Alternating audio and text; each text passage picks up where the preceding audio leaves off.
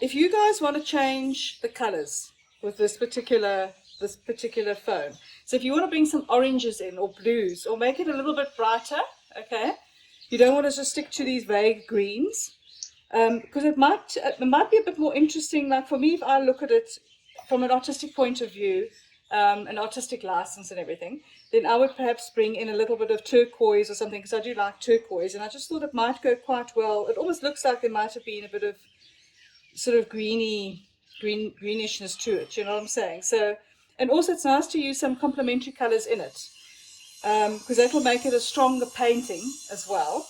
So you could maybe bring some greens and then some rusts, so that you've got the reds and the greens, which are your complementary colors.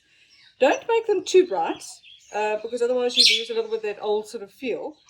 And of course the salts and that will bring back some of that crustiness into the paint. So if you want to brighten up the colors, you can. If you want to stick to the original, then you guys are also welcome to do that. And if you want to change the colors completely, you're welcome to do that as well. All right. But I think to make it a visually more appealing painting, I think maybe just brighten one or two of the colors up a little bit. So even if you stick to the vague sort of greenishness that it's got over here in between, perhaps make the rustiness more rusty, if that makes sense. Okay. All right, cool. Okay. So I'm going to go with a little bit of the turquoisey sort of feel. I'm going to mix, so for the rustiness, I'm going to go with like a burnt umber, if you've got a burnt umber. Remember, because now we're going to be working with salts as well, it's always a good idea to have a separate rinsing cup, okay, of water, for the one when you're busy working with the salts. All right. So if you're going to be putting your paintbrush for some odd reason back into the salty section, which we do sometimes, then make sure that you do rinse that with your in a separate thing, because otherwise it actually can mess up your paint. So I've got fine salt here, and then I've got the coarse salt as well. Then I've also got the medium, you know, because you get the medium salt, which I find is quite nice. So I always keep a thing of medium salt handy as well. If you've got Epsom, you can have Epsom salt. If you've got alum, that's an alum powder, you can also add that as well. And then I've got the glauber, but I'm not going to use the glauber today. The glauber is very fine, and that makes a very, very, very fine texture. So, Kate, that's one salt if you ever can get hold of. It's a very nice salt to work with your watercolors. It's glauber. It's a Glauber. So you have to ask your chemist for it, you know, but it makes a beautiful fine, yeah, especially if you're working with like a sandy area like a beach or something, then the glauber gives it that lovely sort of texture. It's like a fine salt, but it's like much finer. So it gives a beautiful feel to it. So, okay. So I am working on 300 GSM paper. We are going to be working with a fair amount of water. So we tend to work with a thicker paper as well. So the other thing, if you do want to mask out anything, so if there's an area in here that you decide you want to mask out with a masking fluid or anything, you can do that now if you want to. But I must be honest, I'm not going to worry about masking out anything here. I'm going to be painting. There isn't really anything that needs to be masked out here. If the numbers were white, it would be a different story, then I would mask it out. But otherwise, I think this one we're just going to paint directly as it is. All right. Okay. So I think what we should do is let's start off with the top section first, then we can move down. When we do move from one section to the next, especially because the paint will stay a little bit wetter, especially where we are at the moment where it's nice and chilly, you know, obviously you've had some experience with watercolor, so you'll know that if you're working with a watercolor over here, you wait for that to dry, you're going to work in another area before you move on to the one next to it, because otherwise they'll bleed into each other. All right, unless you want them to bleed into each other. Okay, but if you want to keep it distinct, then make sure that you don't paint directly next to the one you've just painted. Okay, all right. So, okay, so cool. I'm going to start off with the top. The top section I'm going to keep quite vague. I'm not going to make it too bright. I think I'm going to keep the brighter colors. So this little section sort of around the dialing area, and then maybe this little bottom middle section over here, I'll add a few little brighter turquoisey colors that I'm thinking of doing. So I'm going to mix the colors that I'm going to start off with. So that's the turquoises. So I'm going to use the phthalo blue and the lemon yellow to get my turquoise.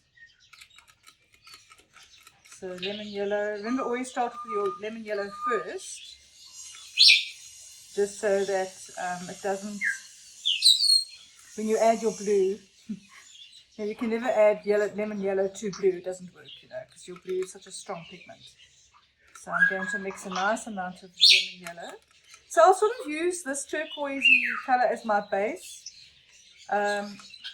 I'll mix a nice bright turquoise now, and then if I want to tone it down slightly, then I will just add the opposite of the color wheel. So I'll add a little bit of burnt sienna to it to tone it down. Right, and then I'm going to use a phthalo blue, but just a little bit, and start adding that in until I start getting a turquoise.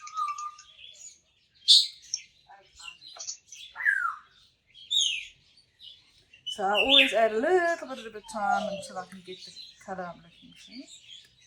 Because that phthalo blue is very strong. Still very green.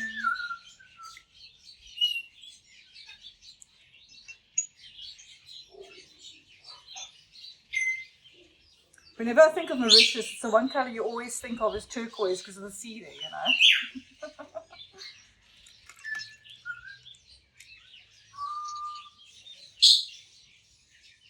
There we go, we're starting to get that turquoise colour there. If I look at it when it's actually not as thick, then it's actually sort of getting, like look, at the moment it looks green, but if I actually put it onto a piece of paper or something, it is going to show up as more turquoise.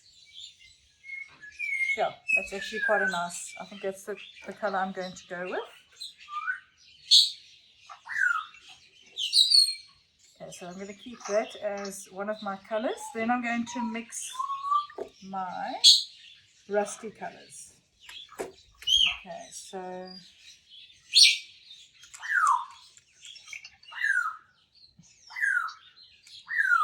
I've got a burnt sienna here. So what I try and do is, because or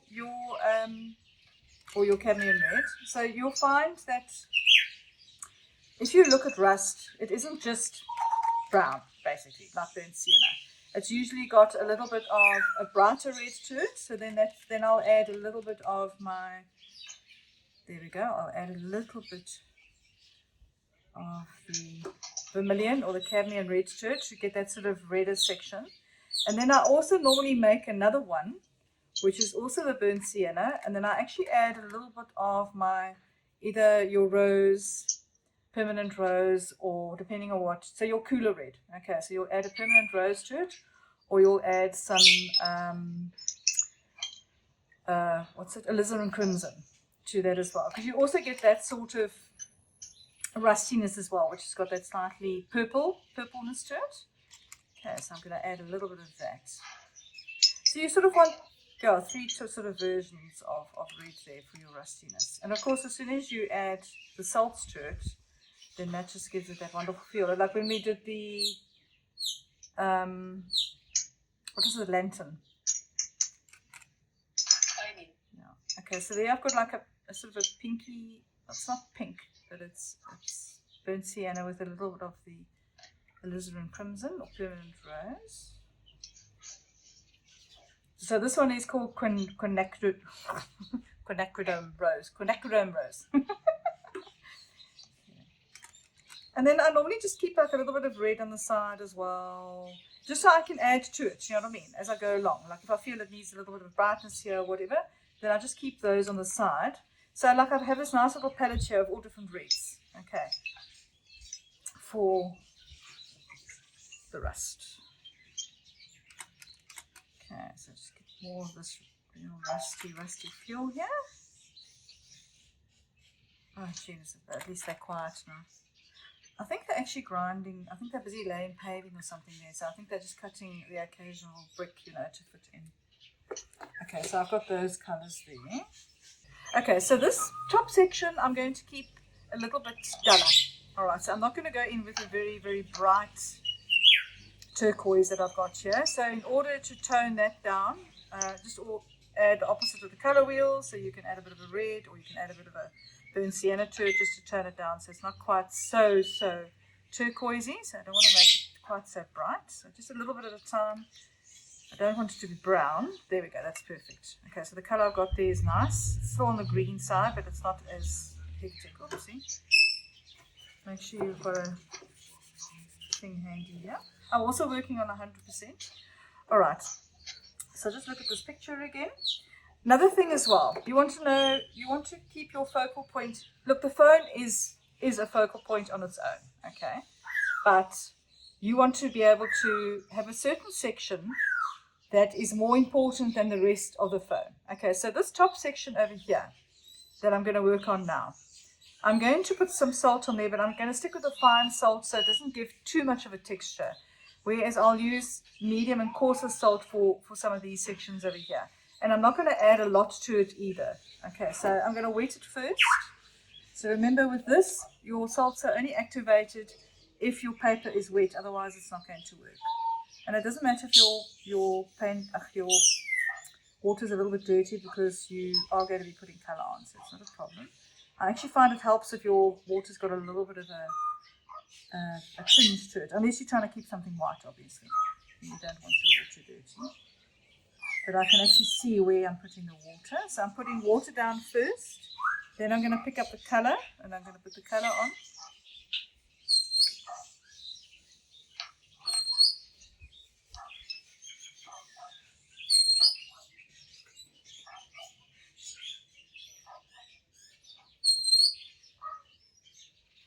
And remember, you can go back into this afterwards. You don't have to,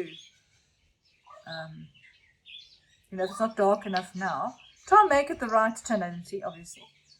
But you can go back into it afterwards and give it a little bit more of a tonality. Remember, it always dries approximately, what do they say? There, I'm just going to add a little bit slightly darker, approximately 10% lighter with watercolor. So it's made it a little bit darker. There we go, otherwise it won't stand out in the background. And I'm going to use my fine salt. Just a little bit, just to give it a little bit of texture. So I'm not putting a lot of fine salt on, just a little bit, okay. That's about it, that's all I'm going to add. I'm not going to add more than that. Just like that, perfect, okay.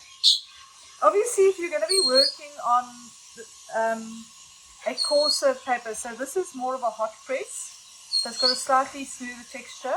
If you're going to work with a cold press paper, you are going to get slightly more of a texture. So it depends on what paper you guys are going to be working on. Okay.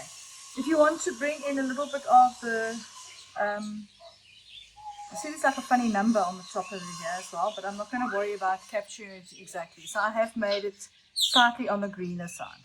Okay. Now I'm going to do the middle section. Same again. I'm not going to worry about putting the shadows in, so you'll see in this middle section over here. Let me just wait for this guy to finish grinding. Okay, I think the grinding might be interfering with the microphone.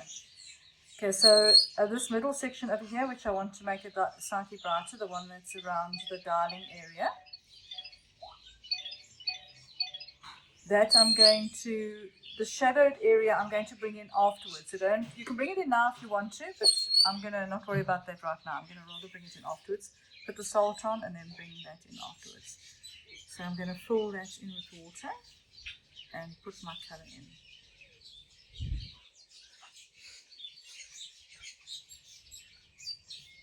Some water first, then my turquoisey color.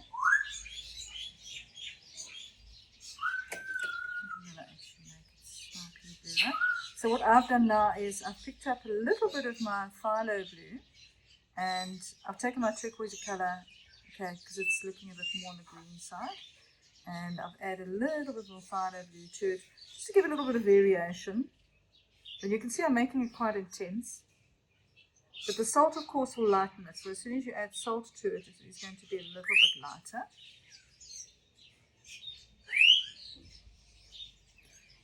Remember, in order for it to be activated, you need to add, sometimes you have to add a little bit of water to it again before you put the salt on. And I think I'm going to actually just make mine flat, because at the moment what's going to happen is it's going to start dripping down my paste. So I'm going to work flat. And here I'm going to take a medium salt, or you can also use a coarse salt to give it more of a texture. And I'm going to put a lot more in to really give it that granulation.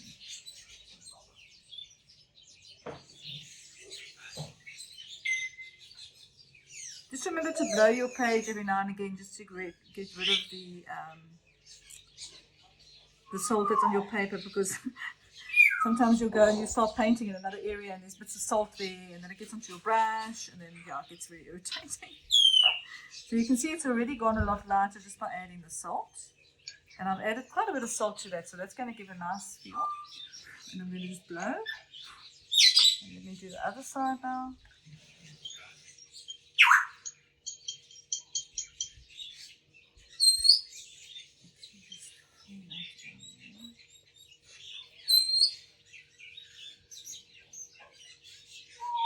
I seem to have the whole bird fraternity that's decided to compete with me too today. It's my whole garden's full of birds today. It's quite funny. Chatting up this. I don't know if you guys can hear them, but I've got like a lot of birds in my garden this morning.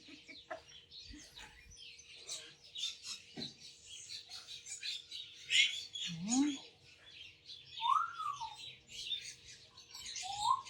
So keep it nice and wet. Put my colour on.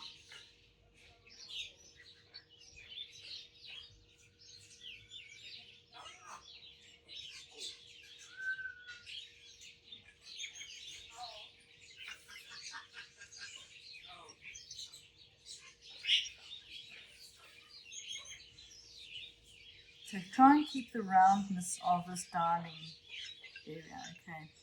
So don't forget about what you're actually painting around. I was tempted to use a protractor, but I thought, oh no, let me just do it. I did trace it because it made my life a lot easier. I wasn't going to try and draw this freehand. I thought I'm going to make a complete mess of it, so I did trace it out. Okay, that's the salt again. And remember, if you want to add a bit of browns to it, you can, or you can add afterwards. You don't have to add it now. I'll show you a little trick a little bit later as the salt is a little bit drier, where you can actually add another colour to it, and then you just get that little splash of colour around that section of salt. But you can't do it now because it will mix in. So this top section's actually made some beautiful patterns here. I'm actually very chuffed with that. You never know what you're going to get until it actually starts drying, which is what I love about the salts. You can only control them up to a point, you know. Okay, so that lovely turquoise has actually worked out beautifully. I really like that. I'm going to do the same with this little piece in the middle over here. Okay, so you'll see this section over here. It's got a bit of the rust in here. So leave that space open. You can either take a masking fluid and mask it out and then just cover the whole area. But what I would suggest is leave that area open. So I'm going to make this turquoise, but I want to keep that as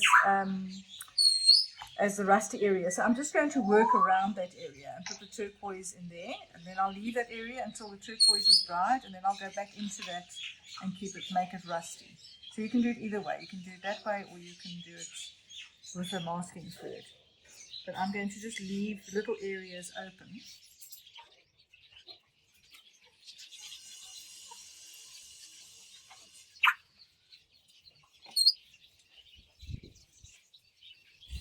Okay, turquoise in.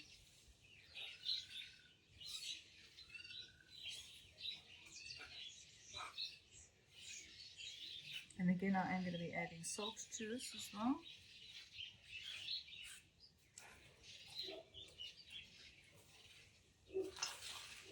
So with the salts, you do have to work relatively fast, you know, so that your paint is wet when you add the salt. Sometimes it's worth just doing a small section and then going back and then doing another section, especially if it's a hot day, you know, because then you can battle to work and then suddenly put your salt on.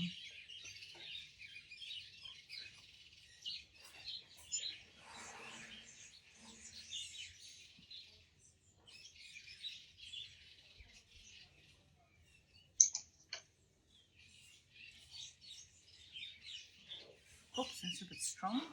Just remember, if you make a mistake, like I've just done, and it's a little bit too strong, just take your tissue paper and just, although actually, maybe I will leave it. It actually looks quite cool. Use the bright blue. Actually, I think I might just leave it. You can also create textures with your tissue paper as well. It's also quite nice. You go into it and use the end of the tissue paper.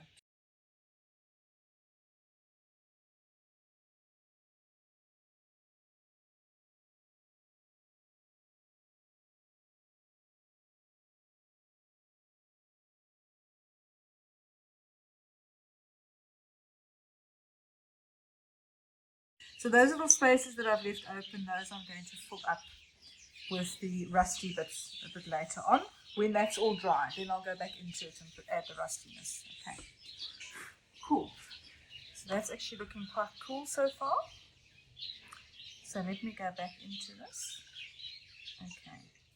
So you'll see, there's other areas that are similar. So there's, on the actual photograph itself, that color over there and this color over there is similar.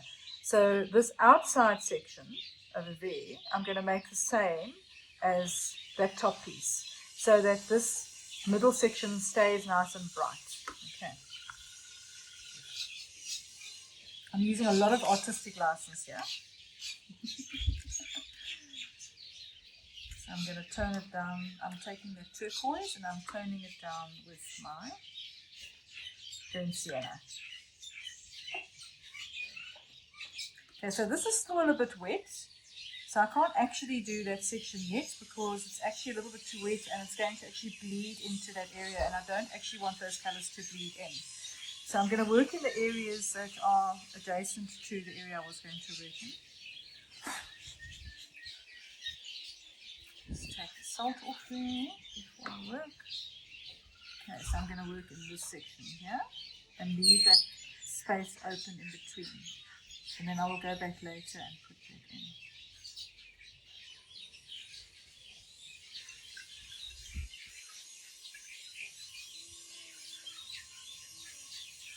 Here, if you want to, you can add a little bit of,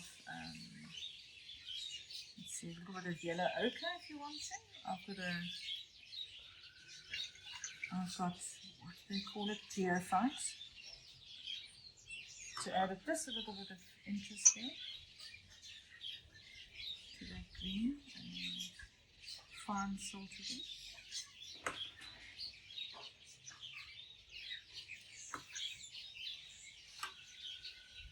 So you'll see that there are lovely little patches of bright yellow here and there in between the greens. Don't worry about putting those in now, because what's going to happen is if you try and do that now and you put your salts and everything, it's actually all just going to bleed in together and nothing's going to actually happen. So what I prefer to do is I wait for this to dry a bit, then I'll take some of that brighter yellow and I'll drop it into the corners where the salt is, and then it'll sort of bleed in. So I normally wait until this is not 100% dry, so it's still slightly damp, and that's when I'll drop in some extra colors into it, so that gives a lovely feel afterwards.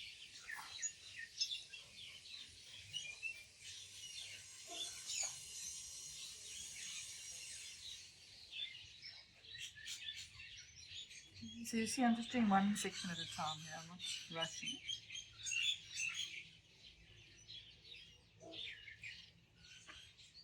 Remember, the more color you add, the more of effect you're going to get with the salt.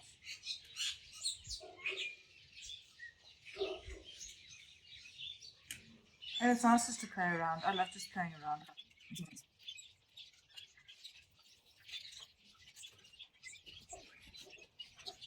If you do want to move the salt around, don't use the tip of your paintbrush.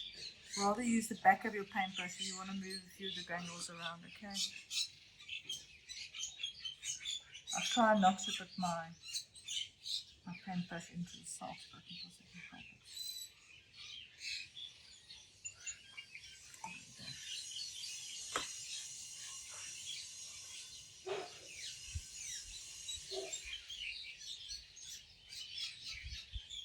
Just remember to also follow where the light is coming from. So you'll see the light coming from the left. So everything on the right hand side is darker. Alright, so make sure you do make note of that when you're painting it, that it's not the same tonality as the one on the left. So this is lighter here on the left.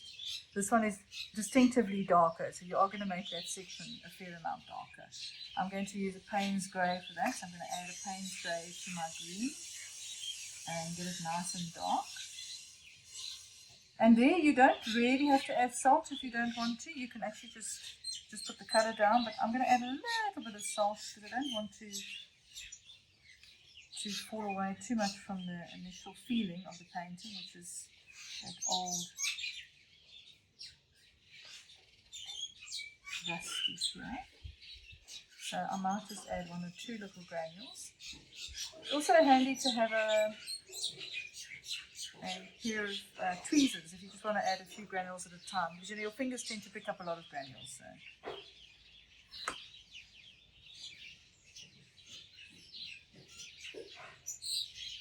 And sometimes you can actually have almost too much texture, so you can be quite judicious with your salt. So don't be too...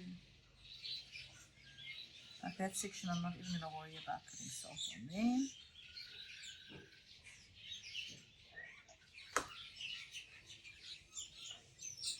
And that part I'm going to wait. So I'm just keeping an eye on this middle section over here. I'm waiting to see when I can start adding my shadowed area. It's still a little bit too wet. I don't want it to be dry. I want it to be slightly wet. And this section as well. So I'll just look from the side and I can sort of see when it's, I don't know, it does take a bit of experience. So sometimes you put it on and you put it on too soon, and sometimes you put it on and you put it on too late. So that will be a little bit of a happy accident as well, depending on how well you know your watercolors. You can understand why people say it's one of the most difficult mediums to work with.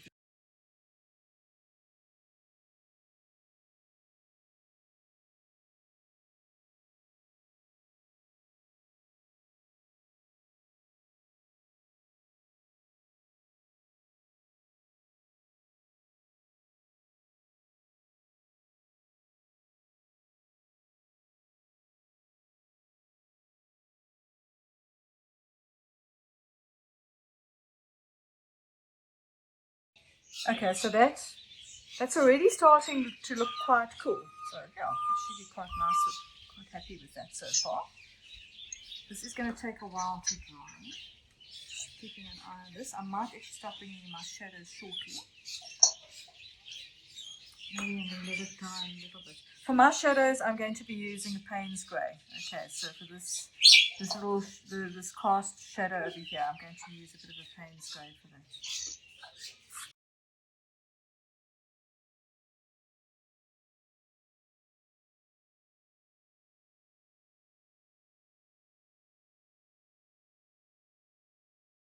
Okay, so I'm going to do this section. So I'm just working from one section to another where they don't connect to each other yet.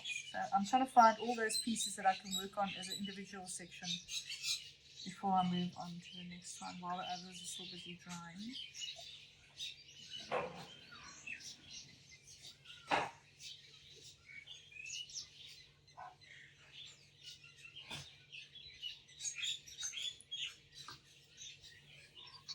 It's going to be very interesting. I'm really looking forward to this one. That's why I was drawn to it, because it's actually, I know you, Zandi, you guys just said, oh, it looks so difficult, but you can see how much fun it actually is. Okay, so this is really taking a fair amount of time to dry. I'm going to use a finer paintbrush, so just a thinner paintbrush.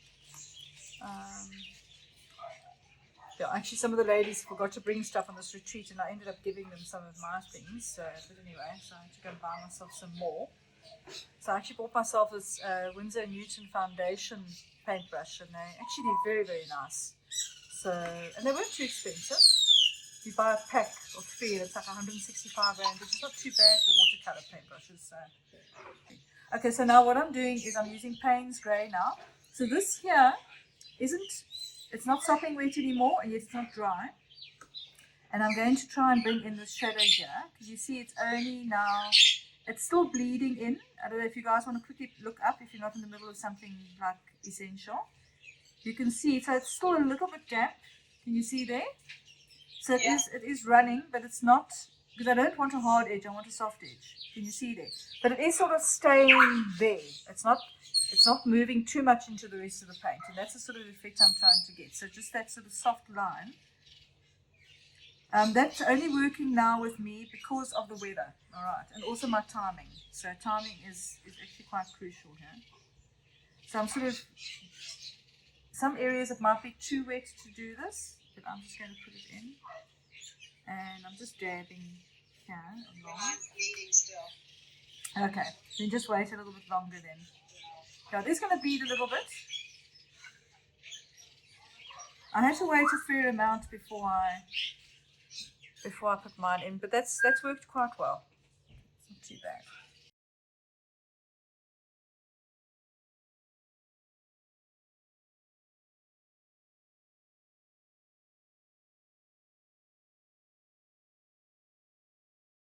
So here, so this area which is darker, now I'm going to put my dark area on top of this area. Okay, so while it's still damp, you can see now I'm darkening this area. And if I want to bring a little bit of my rusty area in, I can do it now while it's slightly wet, or I can wait for it to dry. Okay, so I'm just tapping very lightly. I'm just using a Payne's grey, and I'm tapping around the salt like that. You can see, so I'm sort of filling in this darker area carefully. So this does take a bit of control. Beak, can you not be so loud today, please? Like really. He's decided to sing up a storm, and he's normally very quiet when it's this sort of weather.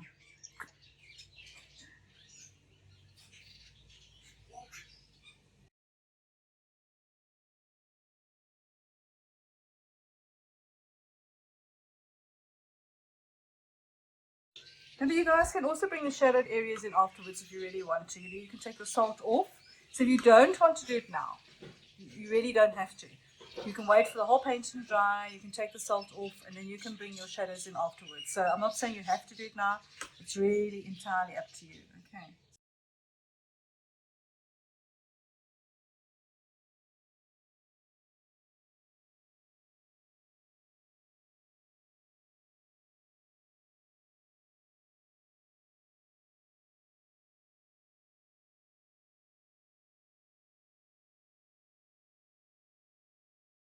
Okay, so it's actually looking very nice so far.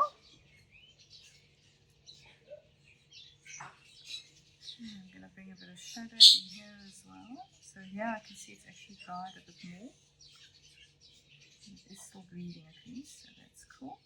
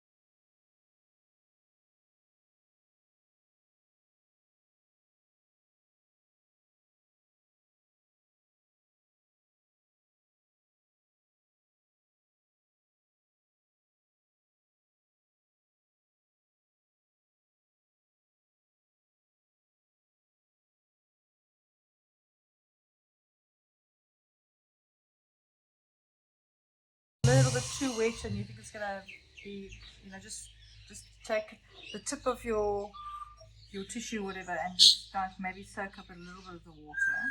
Okay. So this section over here I'm finding is, I know it's probably still going to be wet at the end of the section. Okay, so I'm going to work on this bottom piece over here. Now, next.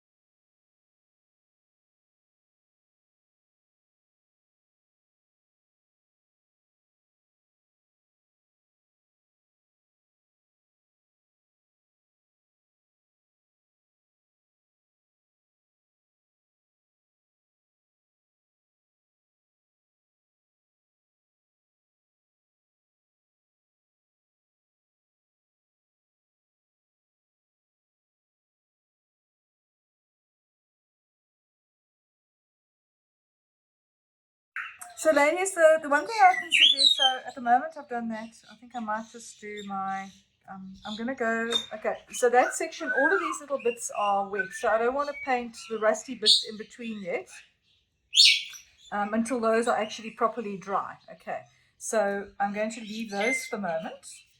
There isn't really anything, what I could, what I could do this dark, maybe I must actually do these little dark, where these funny little screws are. Yeah, I'm going to put those in salon. Okay, so there I'm going to use the Payne's Grey just for that. And I'm going to make the screws that sort of pale sort of green. Maybe a little bit of... Just be careful that you don't put your hand on a section that is wet, alright, because that can happen. I always think one should have a mole stick for watercolour as well. Like you do with oils, There we go. So I'm just going to do that so I don't mess up my... Yeah, so I'm going to make these things in here and then I'll go and do the phone.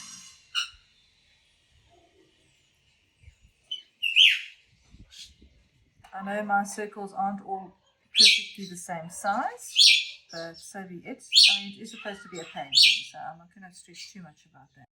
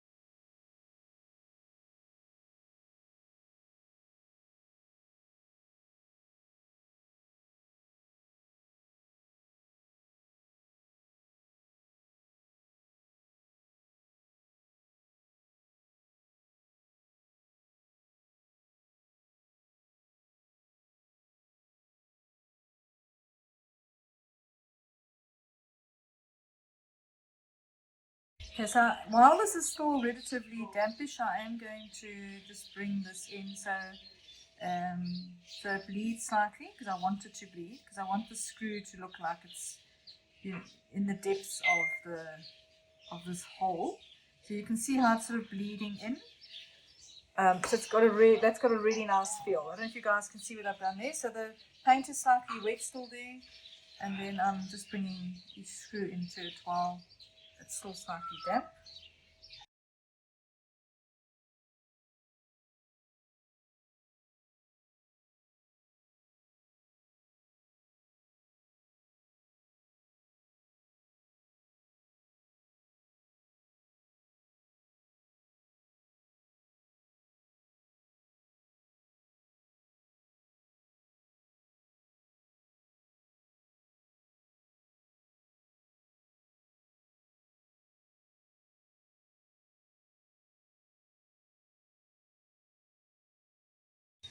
Okay, so it's looking quite cool. It's got like these, it's like weird because it's got all these lovely colors and then these in between little bits.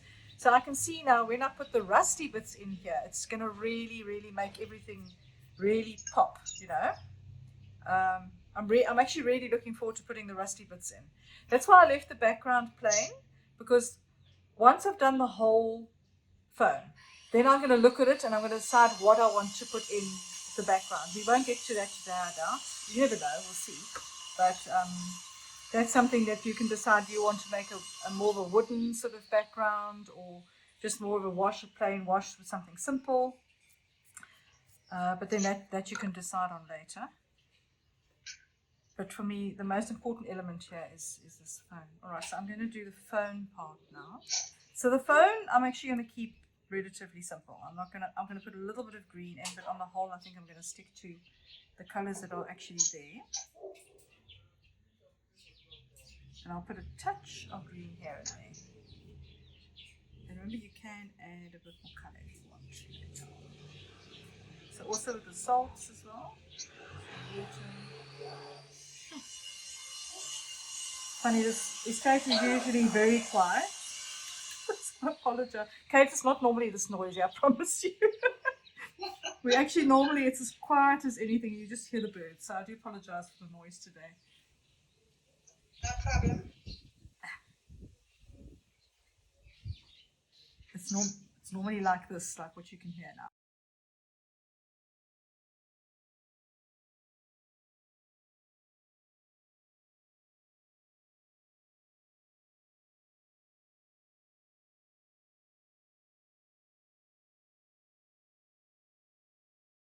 Okay, so I'm going to bring a little bit, just a touch of green here, like not much, just a hint there and there, just so it sort of links up a little bit with the existing phone.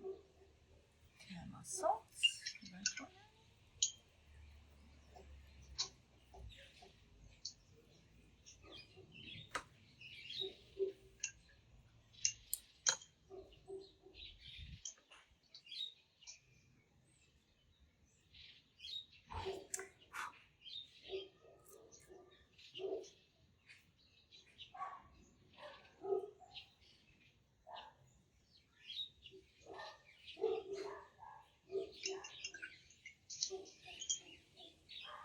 Actually keep them. Okay, all right, we've got another 15 minutes before our break, ladies.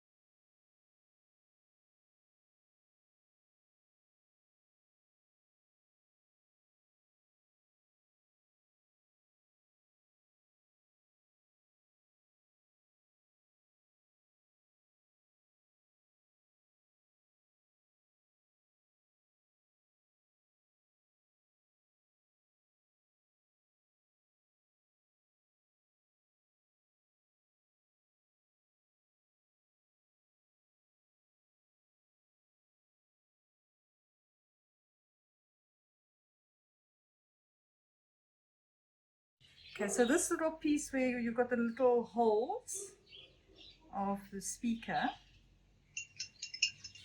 I'm just wondering, I'm not going to worry too much about bringing those holes in. That's going to be a little bit too, that we can just put the dark little dots. Otherwise I'm going to get too perfectionistic and then I start going in the wrong direction. So I'm just going to make this relatively dark, put a bit of salt on, and then we'll see what happens with that, and then afterwards you can decide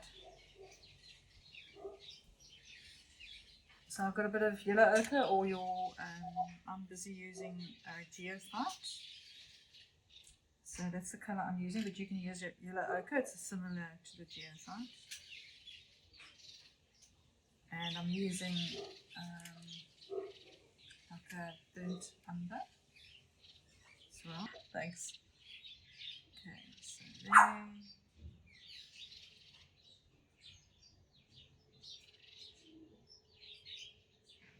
So I did wet the paper beforehand just so I can get these colours to sort of bleed into one another. So I'm sort of bringing in darks, and then at the end I'll put in a little bit of salt. I'll probably have to make it a bit darker at the end because it is quite dark. But that I can add on afterwards.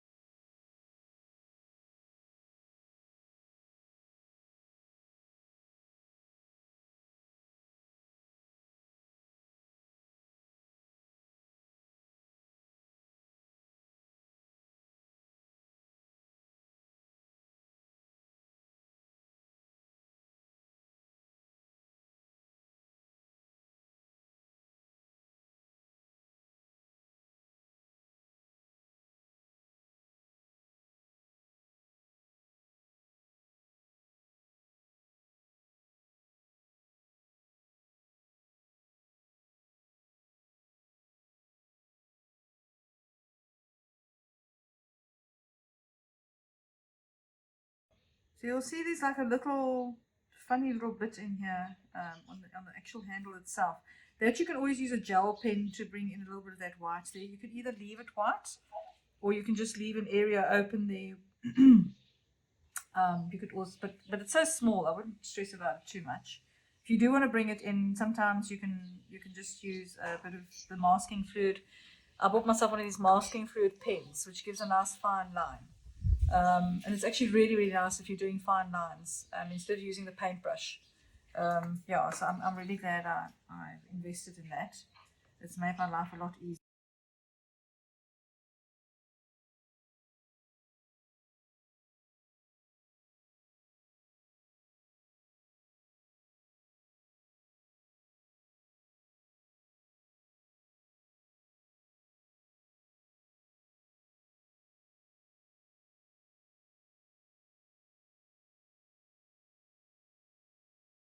Okay, that's my little handle. That's my handle thing. Okay, and then I'm just going to do this hook before I break.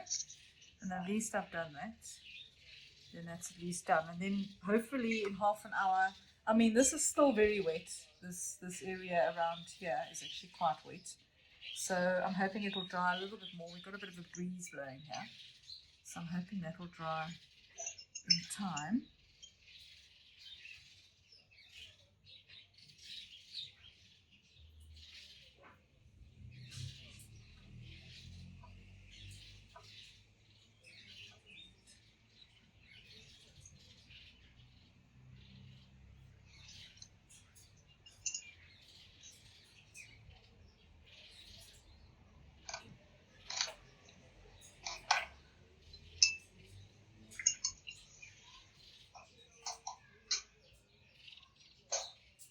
How do you measure you don't have enough paint? I keep running out of paint. That's actually quite a difficult thing to do, I must be honest. You sort of eventually get to know sort of like, okay, I'm going to be doing quite a lot of this particular area, so you just rather mix more of it and rather have left over in your palette, because you can always use it again. That's what I normally do. So Absolutely, yeah. I usually have left over at the end of my sessions. I'd rather just mix too much almost, and then hopefully it will be enough. Especially if you're mixing like the turquoise and you want it to be a specific color. You'll notice I mixed quite a lot of the turquoise there. I'm not even going to use all of it. I've actually got a huge pile left over there, so, but it's fine. Okay, I'll have to work on that one.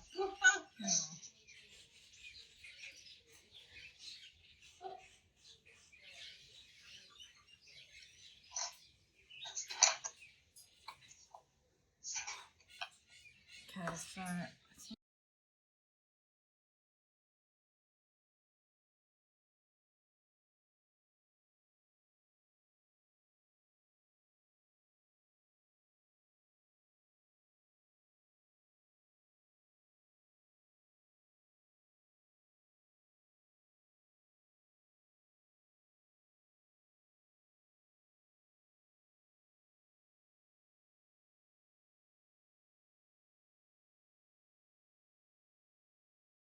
Yeah, when we do start filling in these other areas over here, there are definitely lighter areas, so that's where we're going to have to leave the white.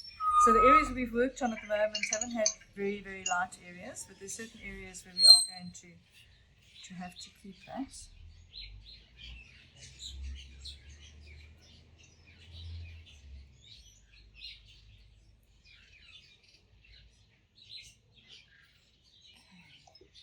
Go.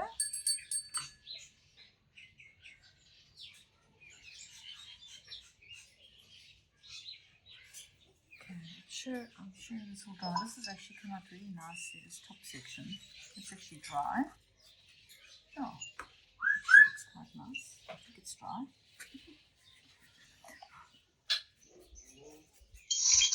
Oh, this has actually made a beautiful texture here, quite unexpected. I'm actually quite pleased with that. It's made a very interesting texture.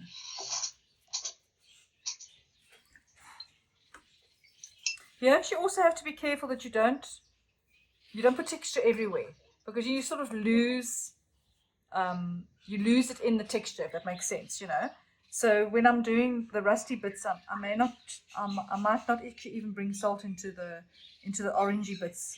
I may just use the brush itself to actually bring in a bit of the texture and avoid the salts, and just keep the salts where I've put the salt. So I actually think I might go that way. But it's up to you guys. If you want to put salts in there, you can. But I think I might just bring the texture in with my paintbrush and not the salt. So I think that might be a good way to go there. That's why I like to work like this. Like, do it like this and then see what it looks like, go away for a bit, come back and say, okay, cool, now the in-between bits, I'm going to do a bit smoother, or etc. Okay. But I'm very happy with these colors. I think it looks very cool.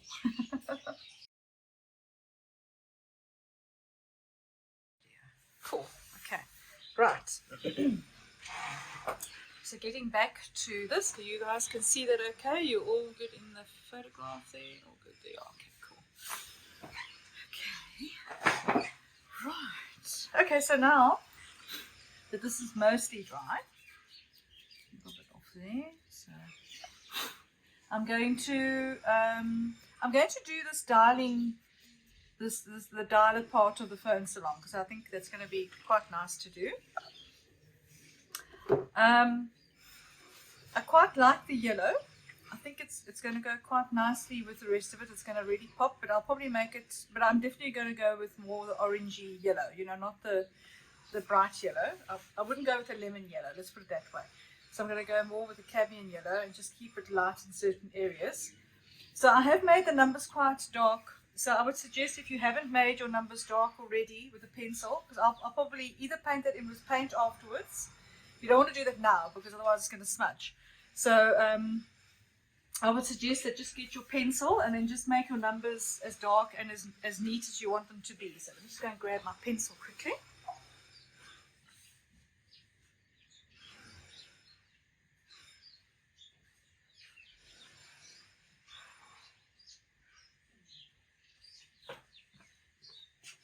It's okay if you ever do want to come stepping through to Pretoria. I normally give a workshop every Saturday. I can't remember if I told you. Sorry, I get so many inquiries when I advertise. I forget who I've told. So I do give Saturday workshops. Yeah, one Saturday workshop a month at my studio in Irene.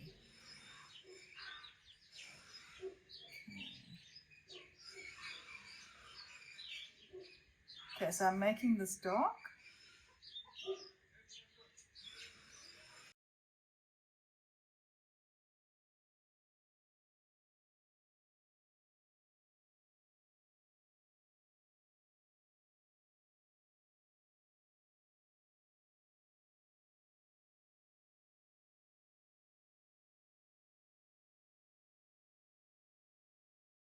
Alright, so there's my little things. So these circles I've tried to keep relatively circular.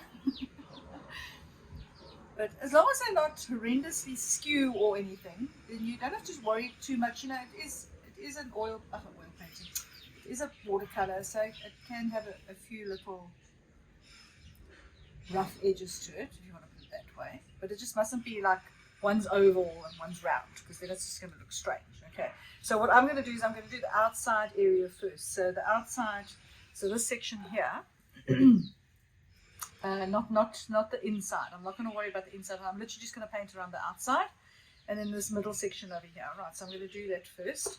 So I'm just going to use a cadmium yellow, and I might just bring so that I'm going to use a cadmium yellow quite light, and then when I do the area where the numbers are, that I'll use a cadmium yellow, and I'll probably bring a bit of burnt sienna into that. Okay, all right, so I'll use a smallish paintbrush. And here, I'm not going to worry to wet it first. I'm just going to go in direct with my colour. So I'll just take my cadmium yellow, or this is my new gamboge yellow, which is quite bright. Remember, I don't want it too dark. So look, you can wet the area first, but it's actually very finicky. So you don't want to sit there and wet that and then go in with the paint, because it's just going to not work very well. So I would suggest you rather just make a very, very thin version of your colour. So I've added quite a lot of water. Remember, I can always make it darker, but it's not so easy to make it lighter. Right. All of you having had experience with watercolour, you know that you always start off light with your colours, and then you work and you make them darker afterwards. So just try and get rid of some of that salt that's on the edge over here. And okay, so I'm going to go in. Oh, so if your lines are too dark, so remember, if you are working with a light area of paint, make sure that your pencil marks are not going to interfere with your painting. Right, so rather, I always use a kneadable eraser, and rather just get rid of some of those lines. I try not to rub the paper, because sometimes by rubbing the paper you can actually affect the way the paint reacts when you put the paint onto the paper. So I prefer to rather just lift it with the kneadable eraser, even roll it, and just make the lines as light as possible, so that you just got the hint of the lines there, so that they don't interfere. It's fine when your picture's dark, you know, when the paint is dark, and you don't have to worry about that. But this section here is relatively light, so I'm going to try and lighten as much as possible without losing my drawing.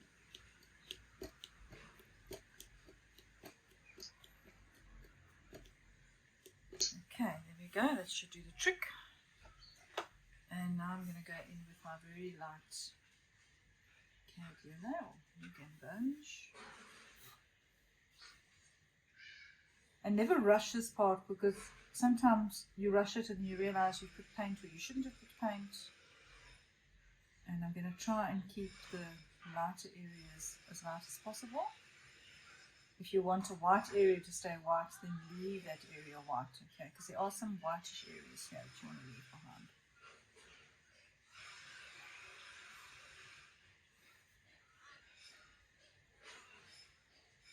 There's much building going on here next door. Sure. They're actually across the road from me.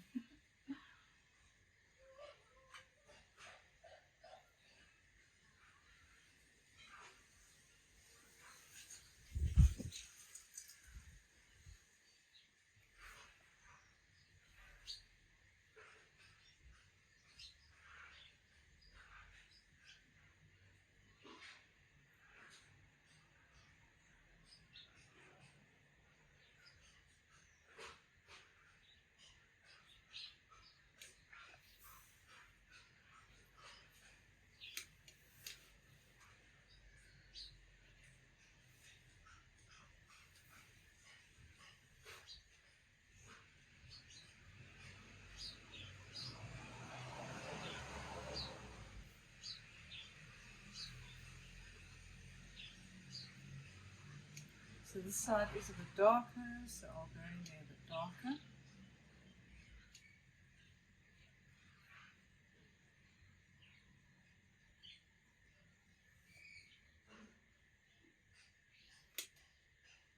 So while it's actually still a bit wet, just take a little bit of a stronger pigment there and go into it.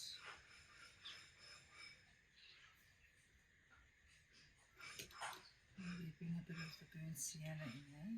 Okay.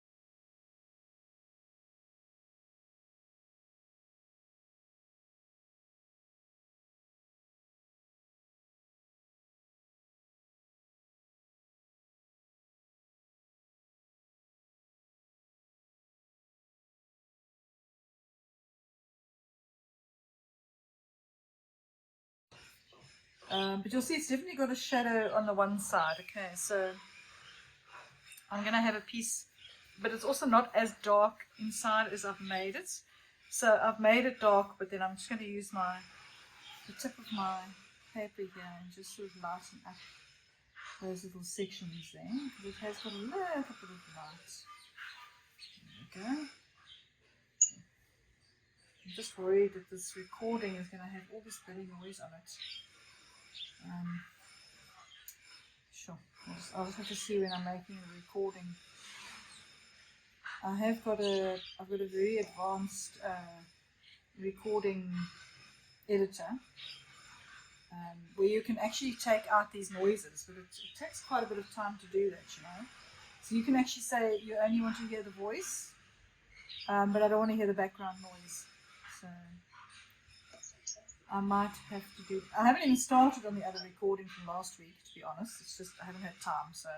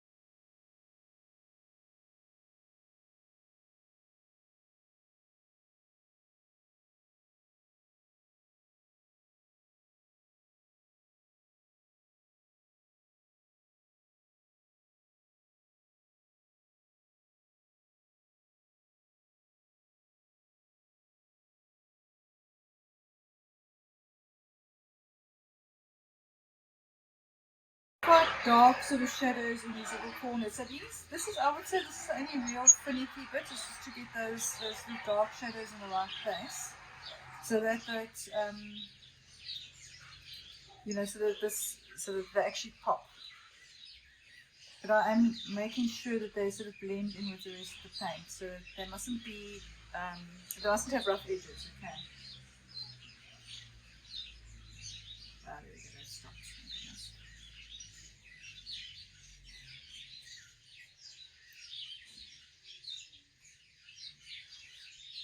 Because I'm going to have to move indoors at some stage as well, as it starts getting chillier. But so far, I'm doing this outside bit. There we go. Oh, that's actually looking quite nice. I can always make them darker, and remember the numbers will also make them stand out a bit more. So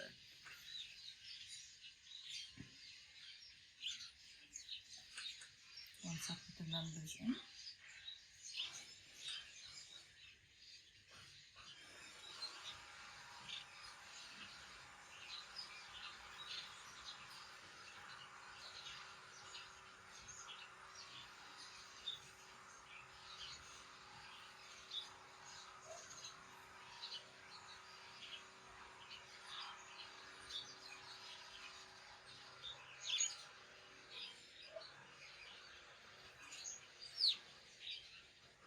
Now I find it's nice, especially if you, unless you're painting something that's like really, really detailed and very specific and has to be realistic, it's nice to have a little bit of leeway where you can not have to make every circle like perfect type of thing. Do you know what I'm saying? So it must look like a painting at the end.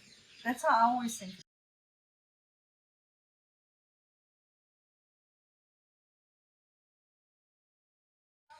Alright, so I think that I'm going to leave this sort of white area around here, and I'm going to use an eraser to erase that now. So I'm going to use a hard eraser, it's just easier. I put a little Tombow eraser here just to give it a little line. So I just left the line there so I didn't go and make it, paint over it by accident. So I'll just erase that now. And I'll work into that a bit later and bring in some more detail, but for the moment I'm happy with that. So there are a few little details here and there that need to come in. Oopsie. But yeah, I think those I'll bring in a little bit later if I need to. Okay. Sometimes you don't want to put everything in, you know. Alright, so now I'm going to start working with these lovely rusty areas. I'm not going to use salts for the moment. I want to first see, because I think it might be almost too much, like having all that texture. Do you know what I'm saying? So I'd rather use my paintbrush to try and bring in those textures instead of having so much salt, because now I've got quite a lot of salt on here. And I'm scared it might actually be just too much, you know. And also I can control this, because this has got a white edge to it. So if you look over here, you'll see it's got a white where the light is catching it.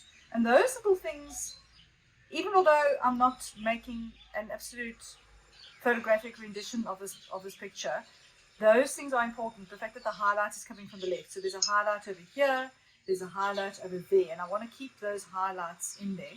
So you can either leave them white.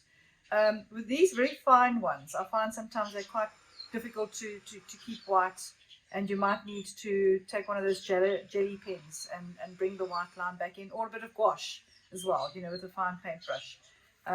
If you can make it work by leaving it light, then you know, do so. Okay, so I'm going to start off just with a. Okay, I'm going to use a burnt sienna that I had initially. I think I'm just going to use a very pale version of burnt sienna for the moment, because I do want it to look nice and rusty, and then I'll go back in slightly with a little bit of darker burnt umber. So I'm going to try and keep that line there, that white line.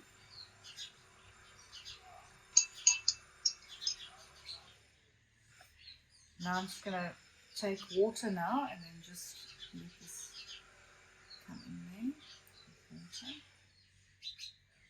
So I've just put a line down and then I've actually just gone into it with water. Because I've made this little area a little bit too thick with my drawing. I wasn't really, I'm just going to erase that very nicely while before the water gets in. Okay, that's better. I'll put the darken area afterwards. Okay, so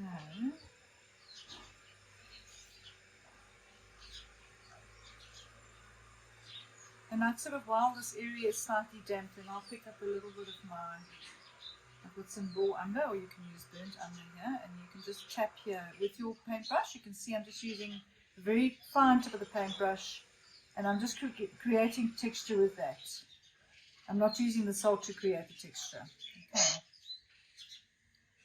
And then afterwards you can put some darker areas into that as well. But for the moment I'm just going to use this light version.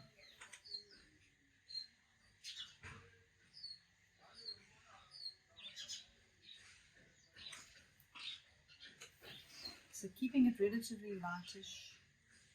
Here you could also use masking fluid if you really wanted to add some texture to it. But or as I said, the salt, you know, but I really don't feel I don't want to use the salt. It's just too much salt.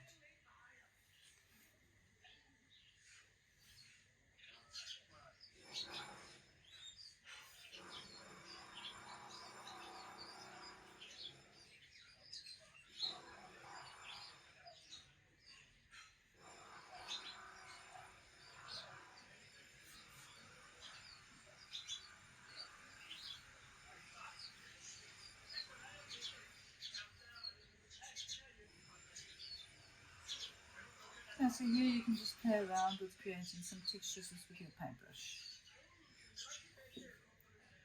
You can either wait for it to dry a bit and then put some more texture in, or while it's still damp and let it bleed. Also looks quite nicely.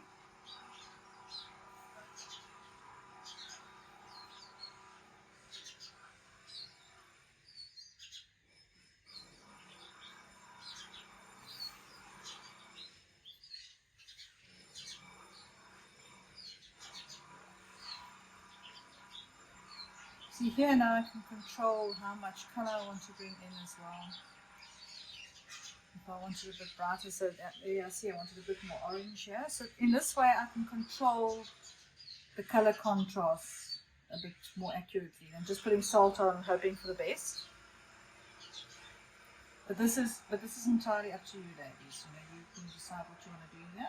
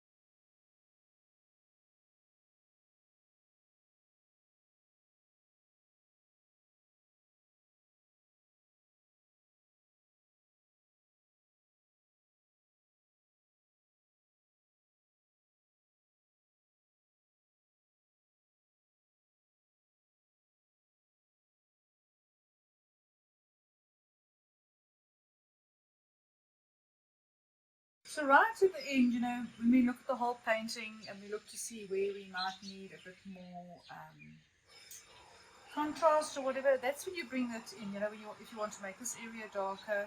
But I always rather wait until the end to put the darkest darks in. So when it comes to oil painting, you know, you can put your lights and darks in whenever you want. It's not an issue, you know. But with this, you always have to think about where am I going to leave the lights? Where am I going to leave them? Because you can't put them back afterwards. You can, but it's not the same. It's not the same as leaving the white behind. So you try and always look for the lightest areas and leave those. Because remember, you can always make them darker later if they are too white. But you can never get that white back again. It'll never, once that paint is on there, that white will never be white again. It just doesn't work, you know.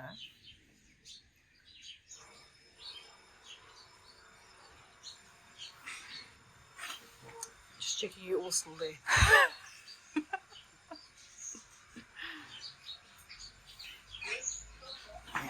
See that? Much concentration going on. I can hear the gears not going. Like everybody's just like, you know, in art mode. Yeah, this is probably the finickiest part of the whole painting. Is this part here, so. And it's important.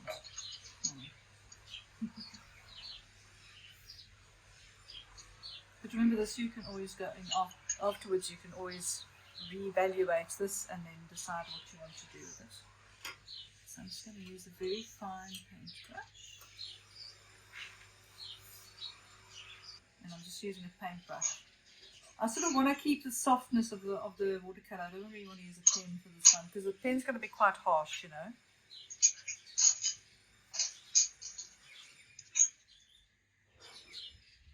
So I'm just using a very fine paintbrush.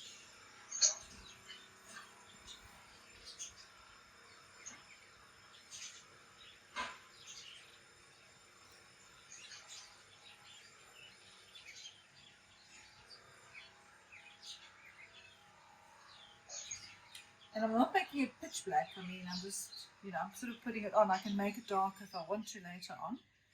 But then the numbers must also look like they've been there for a while. So they're not too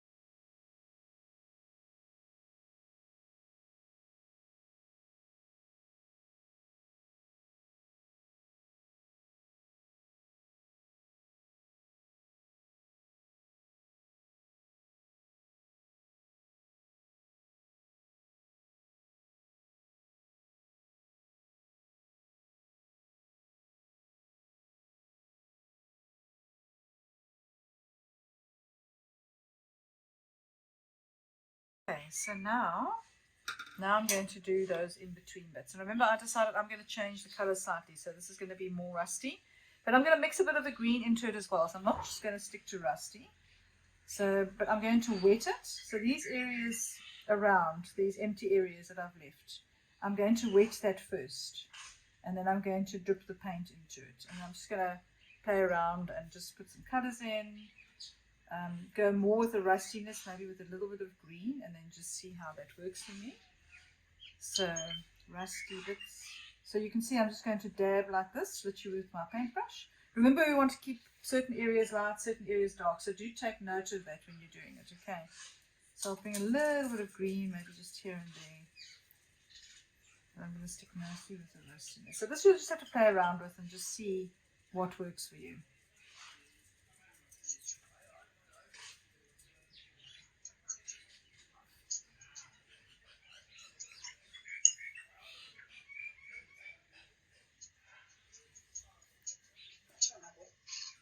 And then remember, later on you can always add more texture. If you don't think you've got enough texture, you can add more texture to it. So that's not an issue.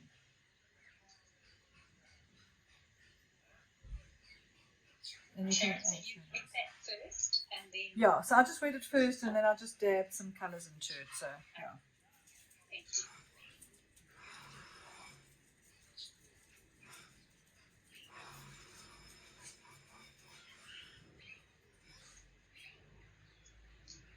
So I'm sort of dabbing the colours in while it's still damp.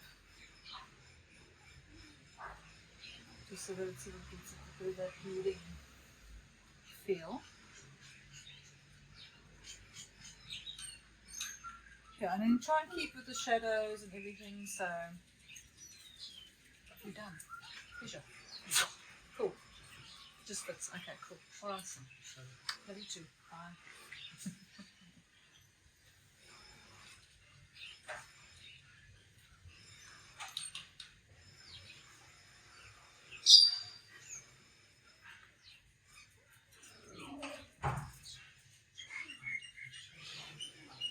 Hello? Yeah, it's fine. Yeah. I won't put it open, don't worry. You can leave it open. You can leave it unlocked. Yeah, don't stress. There's no wind, so yeah, 100%.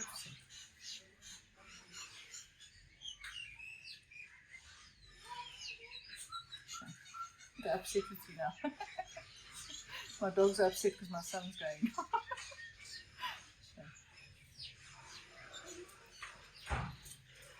So you can see what I've done there is I've just used it while the paint is still, while the area is still sort of wet. I've just sort of gone into it with a bit of colour. I really want to try and keep the lightness here. So the smaller areas I won't wet first, okay, because that's like, it's silly, because it's more so the bigger areas that I've decided to wet a little bit. But just be careful with that green being made, because it is very strong. And you put it on.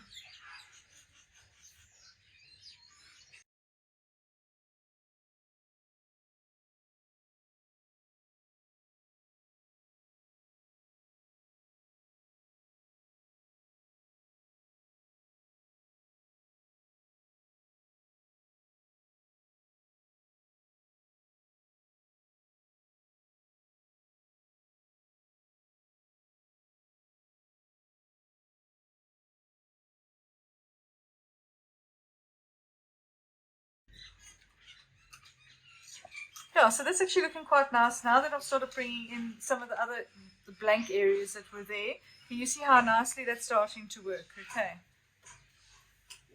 And now, if I want to bring more texture into this, I can. If I decide it's too smooth, then, but I'm not going to do that now. So I'm looking at it and going, maybe it's a bit smooth, but no. I'm going to leave it for the moment. When I've done everything, then I can go back into it and add texture if I want to. So that's why I decided to do it that way instead of bringing the salt and everything into it initially. Because I think it might be quite nice to have the smoother areas and then the slightly textured areas, because I've made the textured areas quite prominent. There's quite a lot of texture going on in those. And I also want to try and keep the lights and darks relatively accurate, so the shadows and everything.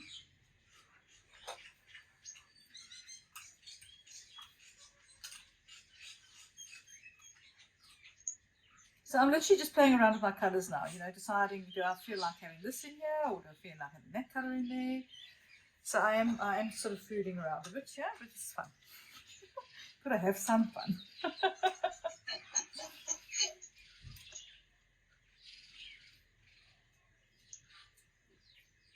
Yeah, so just playing around. And also just don't always look at your reference, you know, use your reference for the shadows and stuff like that, but you know, often your eye is actually better sometimes at certain things, so it's good to actually just use what you feel works.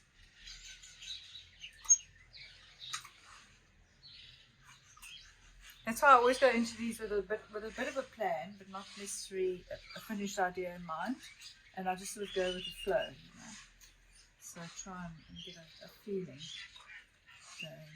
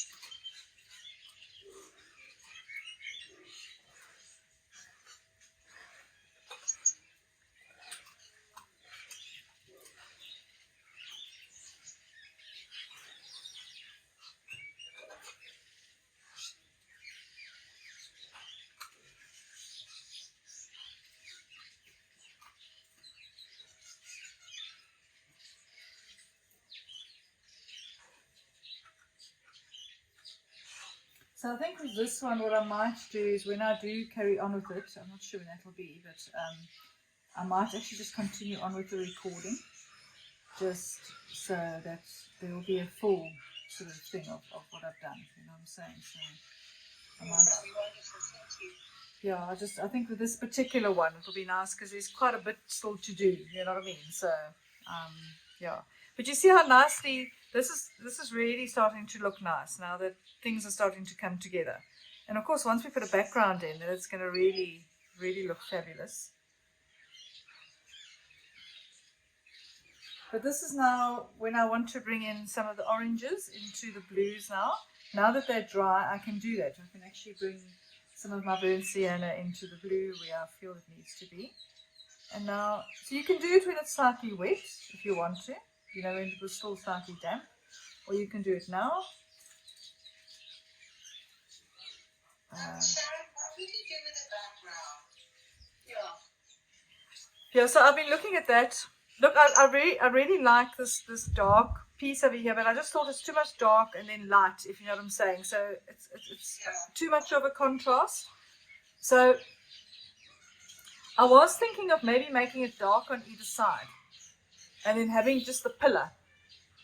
You know what I mean? So almost making it dark on this side and then dark on that side. So almost doing a repetition of this on that side.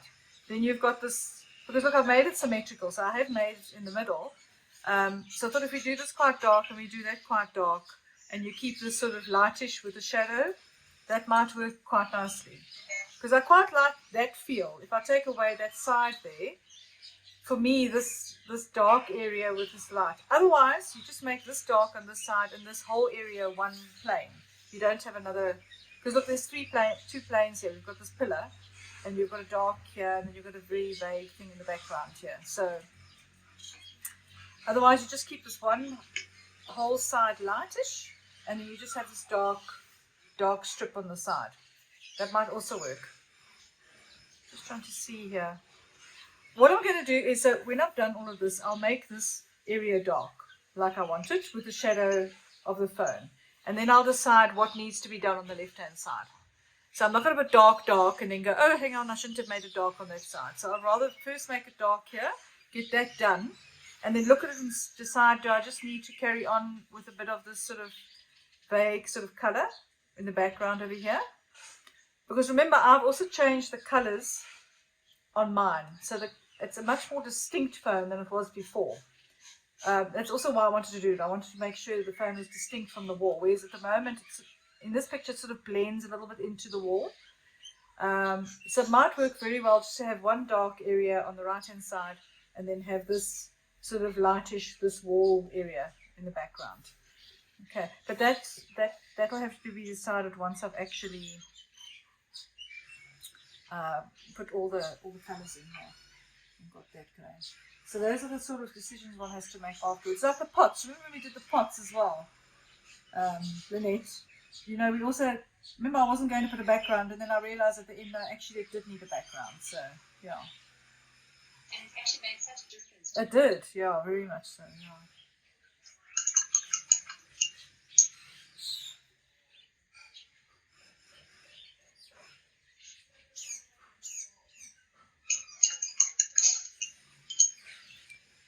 Okay, so you'll see there's like a shadow that goes underneath there. So there's all these other funny little things that you have to put in afterwards. You know, the shadows.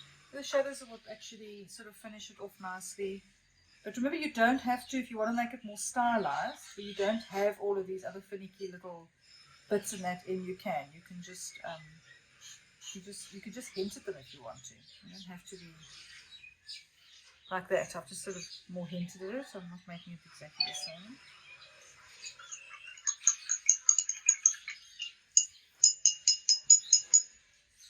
Also, this sort of thing, because it is quite finicky, you have to have a bit of a break.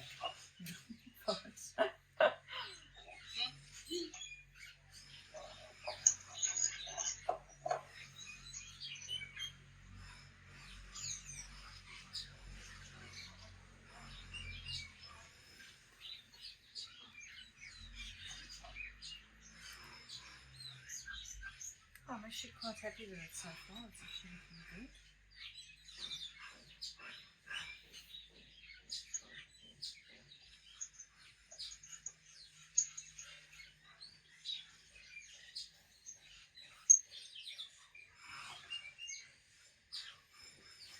So that I will go into a little bit later, maybe add a bit of texture, but I'm going to carry on with this bottom section here.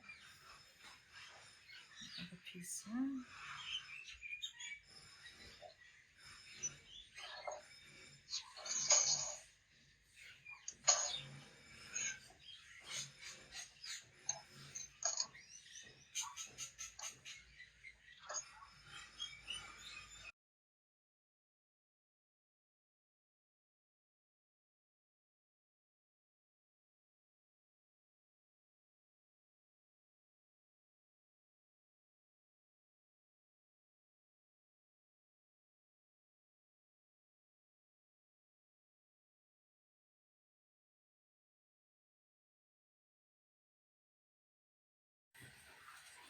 Hi guys, okay cool, so it's a few days later and we decided to carry on with this painting just for a recording so that we can have a finished version of this painting and you have a recording of the whole process. Alright, so cool. So this is as far as we got in the session and let me just get my reference. Sorry for the barking of the dogs. I just need to get the reference quickly. And then we can continue on with it. Right, there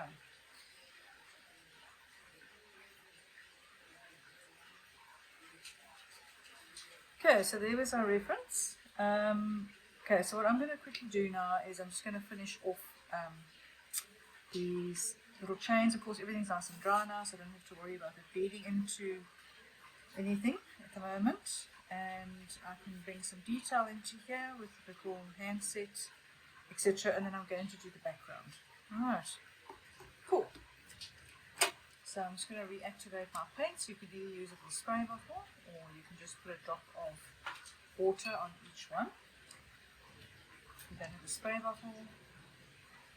So I'm just obviously going to activate the paints that I want, anything else.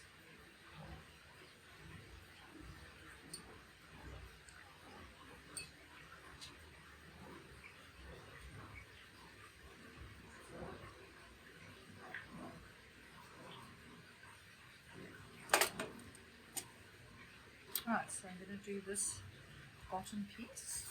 Okay.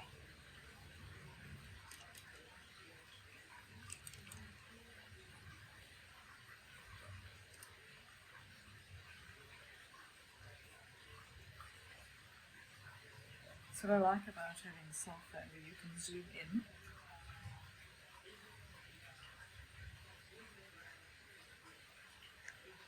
And this is nice and dark, so we're going to make sure it is nice and dark. Just be careful that your paint is not too wet. Mine's a little bit too wet. So I'm going to quickly get a version of it. There we go.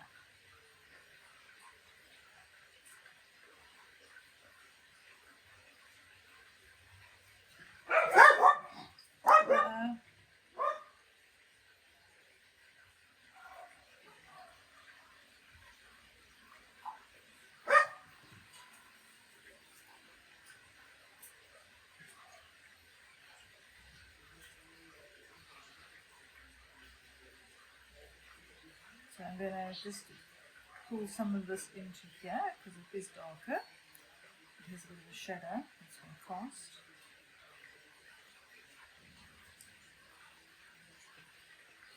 And this is a fair amount darker. So let's put some brown into this.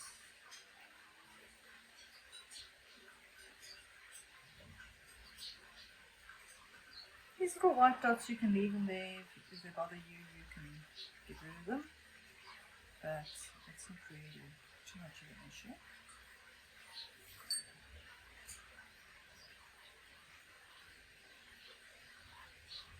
I'm not worrying about the salts for this section. Doesn't need it.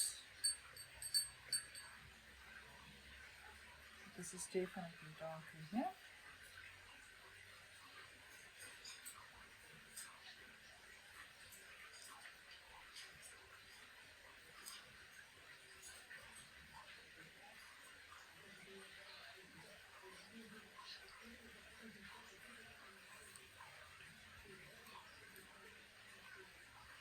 And as I said before, if you want to bring in a little bit more colour, so a bit more of a glow, you can always bring that in afterwards. Okay. But that's entirely up to you guys. Your colour that you want is up to you.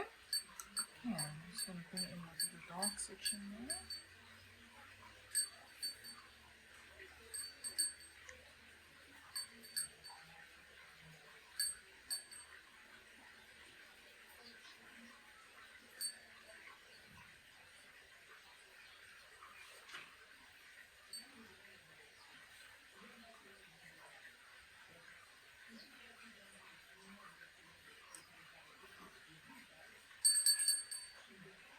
In this part, I'm also going to make it a bit darker.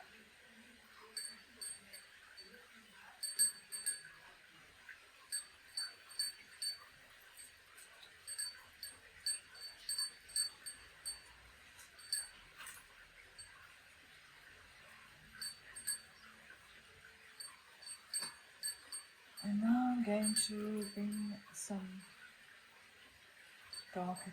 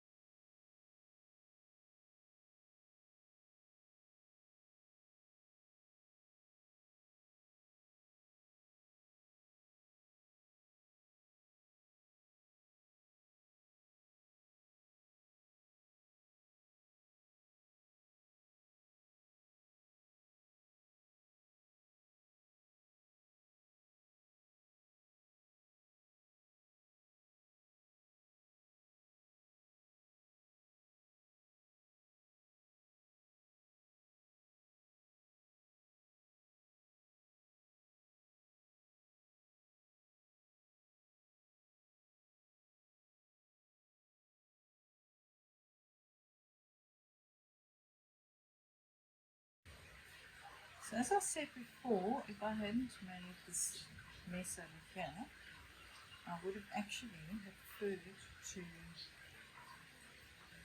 do it more as an illustration, keeping the whites,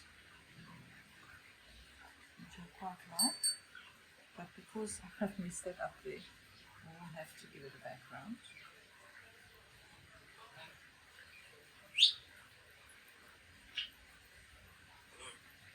But it would make an excellent illustration.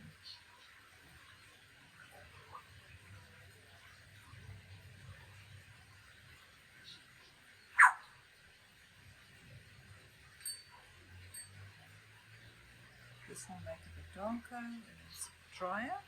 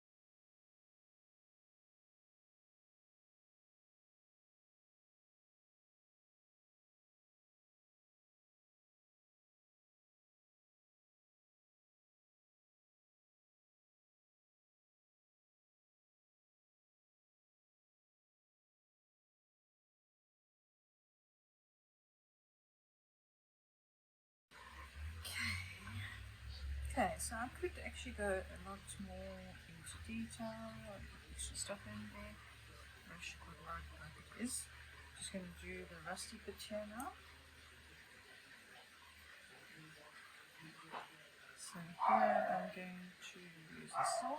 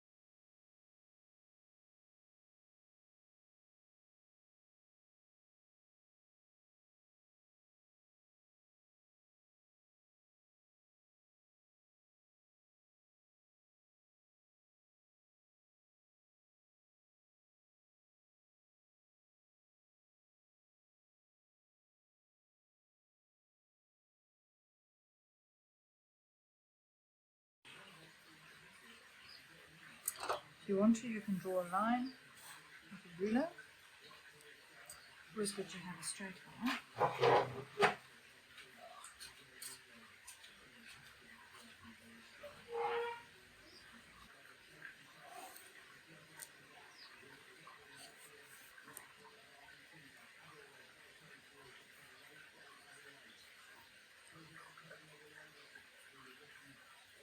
Okay.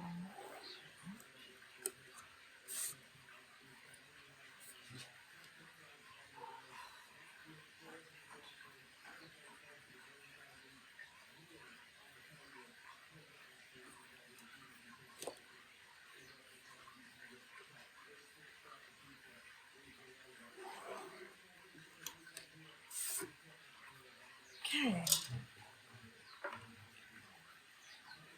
Make sure you mix enough colours to put down here so that you don't run out.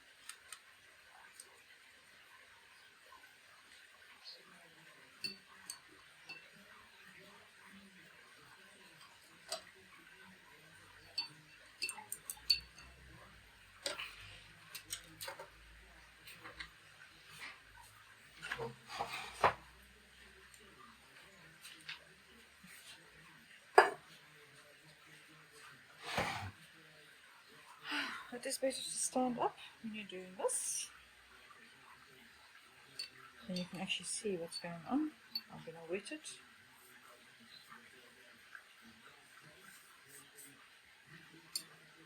You don't have to worry about the pencil line because it is quite light. So, this side is dark, I mean. And then you don't have to worry about there being a pencil line here. So I'm going to wet it first.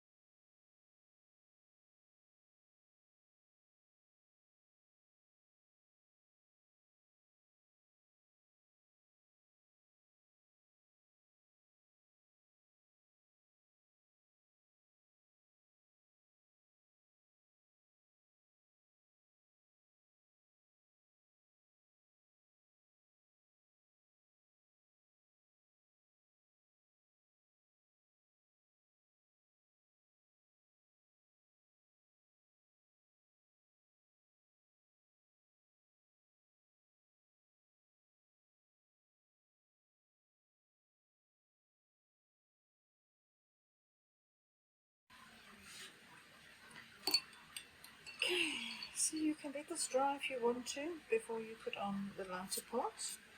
If you don't want any of this to bleed into there, you would have to let it dry completely. But it has got a bit of a shadow that falls into it, so I'm not going to worry. I don't mind if it bleeds in slightly. It is slightly dry. So I'm going to go into the background now, and I'm just going to bring the beiges in that. So I'm going to use a, so I've got what we call, I'll just clean this up here quickly. So this is what we call buff titanium, but buff titanium only comes in this particular brand.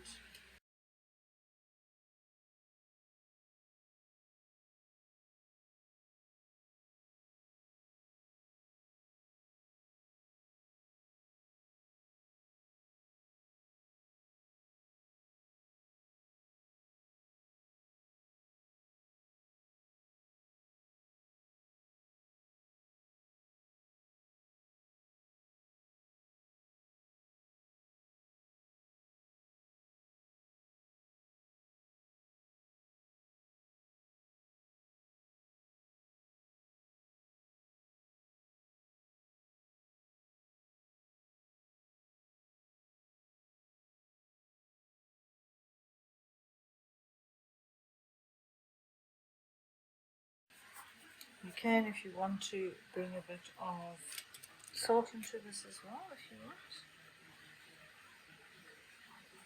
You can wet it beforehand, or you can just rub on like I'm doing.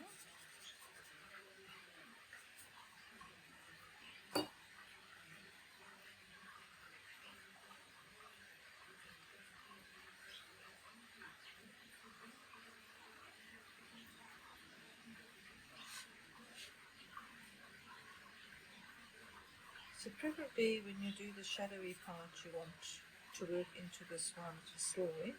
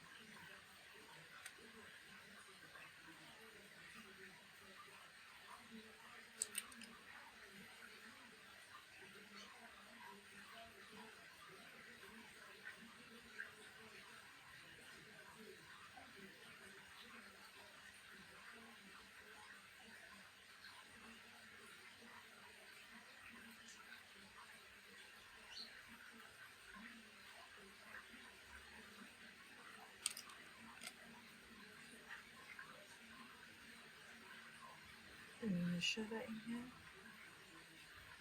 While it's still wet, so that sort of bleeds into the existing surface there.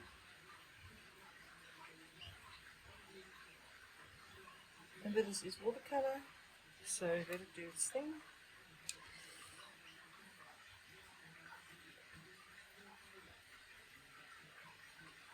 You've got to try and make it as dark as you need it now, because if you don't do it now, then you're going to get lines. Use a smaller paintbrush if you want a bit more control.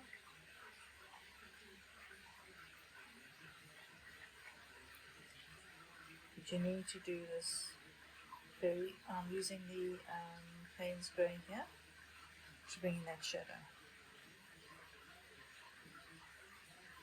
This is quite a specific shadow. Comes down to an angle.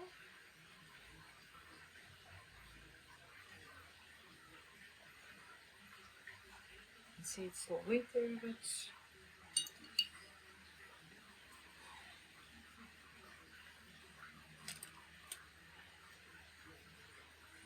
Oopsie, it's a bit bright.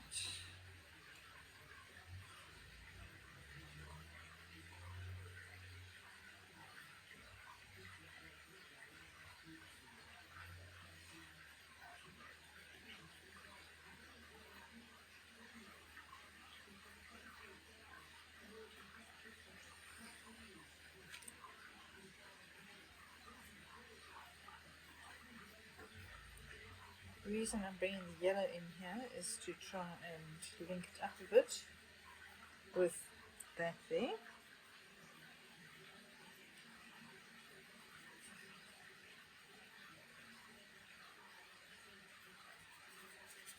Use a dry brush effect here, give it a bit of texture. And then we can't leave this completely white, so I don't really want to bring too much detail into that. So I'm just going to put a bit of the buffer titanium on here, give it a bit of texture in the background.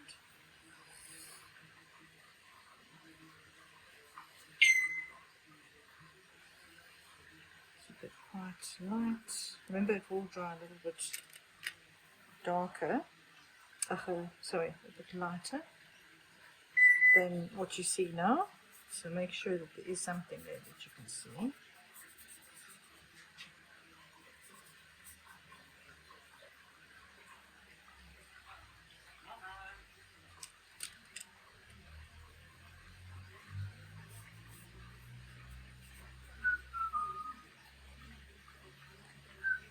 There's a bit of a shadow there as well. It's been created by the phone handle.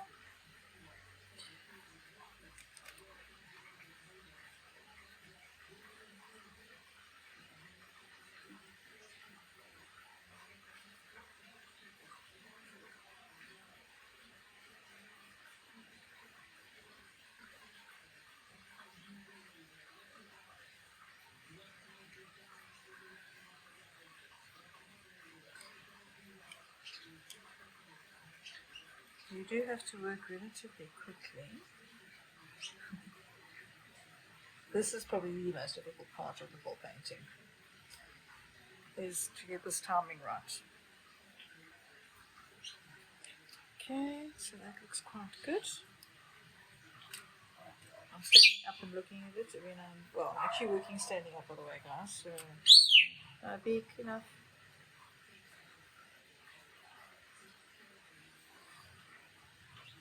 Remember, you can also use your piece of paper, don't use it with the green on if you want to create a bit of texture. Then I'm just going to bring this shadow in over here. And I need to bring a bit of a shadow in underneath here as well. You see where those shadows are missing? This I'll make a little bit darker later on when it's a little bit drier.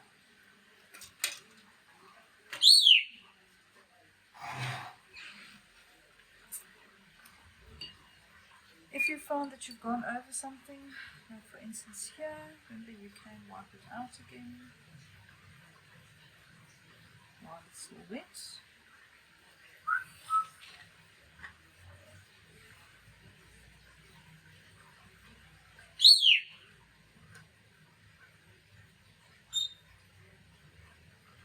There we go.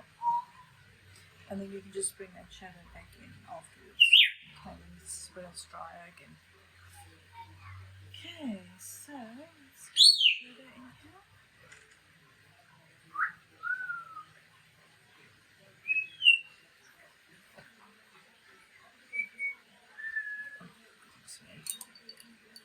Watch what you do.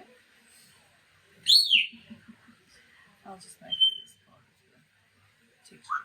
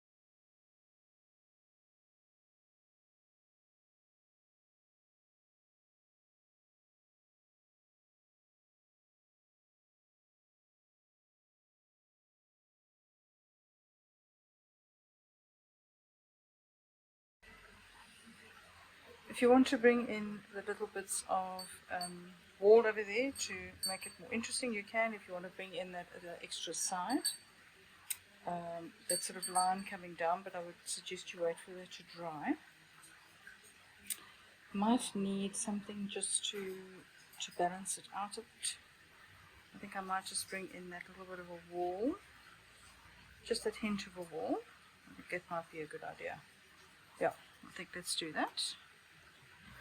Let's see here, that is quite dry. So noisy. Oh, right, that is part of the wall.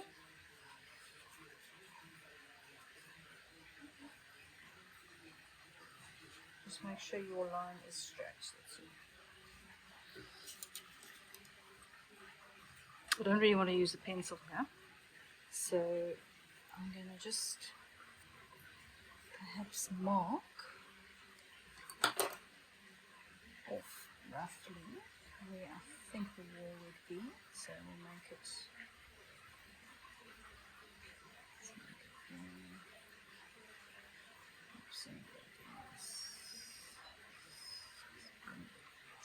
so I'm going to make a mark there, then I know at least that's where it must be roughly. Makes life a lot easier.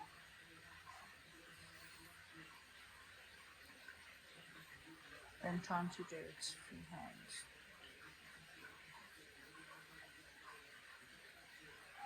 Okay, so that gives me a estimate sort of where the edge of the wall is. Make sure everything is dry there. Now I'm just going to make it a relatively broken line.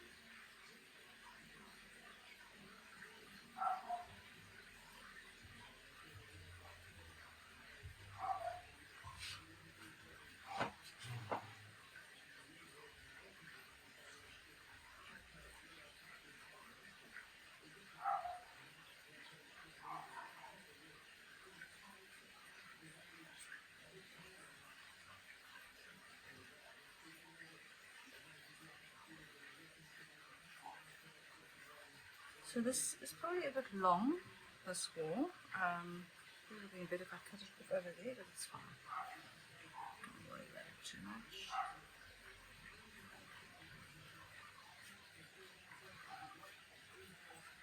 Definitely made a difference.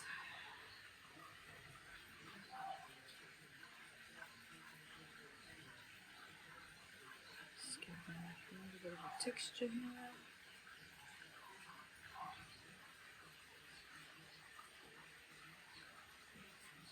I'm standing as I'm doing this, just makes it a lot easier.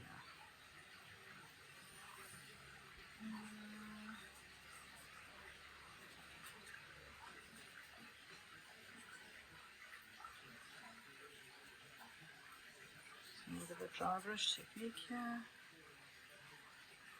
I think that'll do. Okay, and then I just need to bring in the telephone cable. That'll actually make this area not look quite so weird that it hasn't got a cable.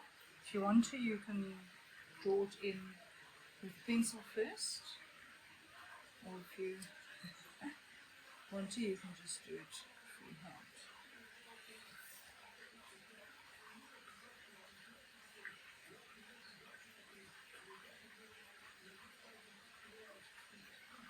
Just depends on how steady your hand is.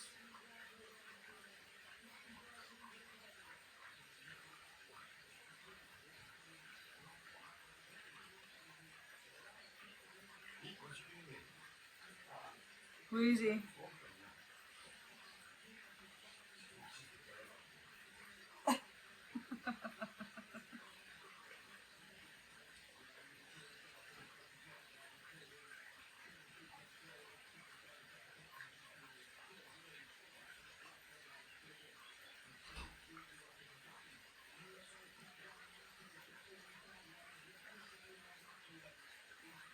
Cable's probably a bit short, but it's fine.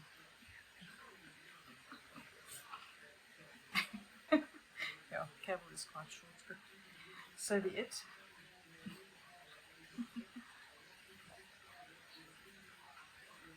But it works for painting, so it's fine.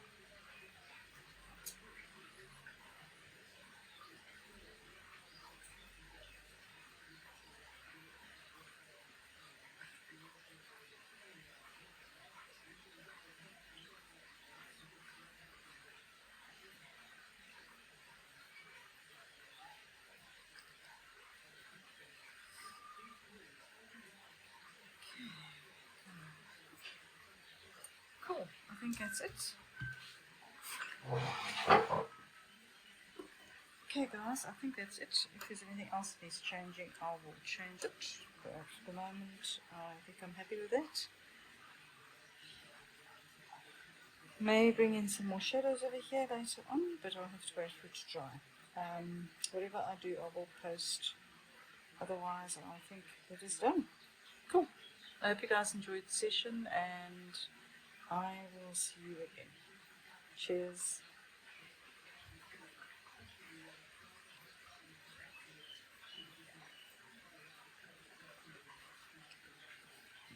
Okay guys, so I think for the moment that's it. I'm not going to work on it anymore.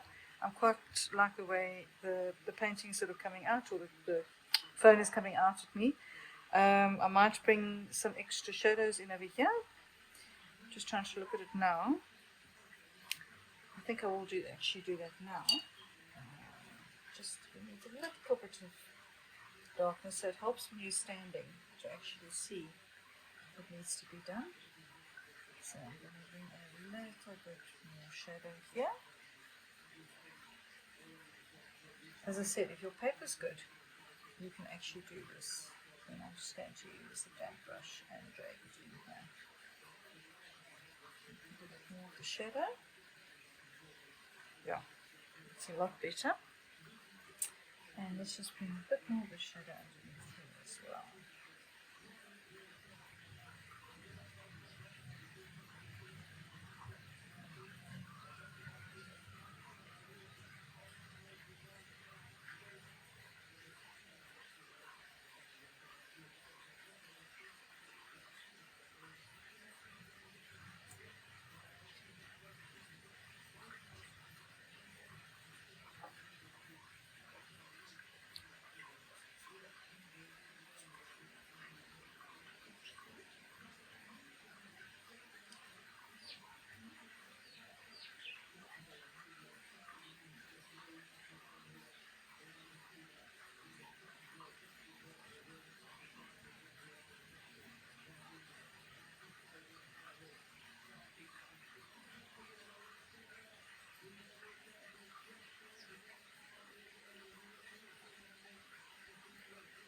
Sometimes you have to go over it a few more times just to get the right tonality.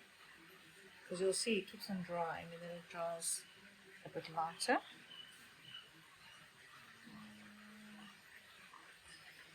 A bit more there as well.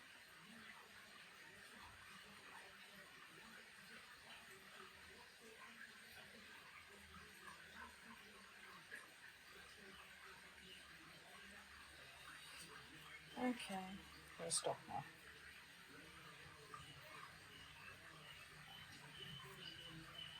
Okay, with that, and then this part just needs to go a lot darker. So these shadows are very dark.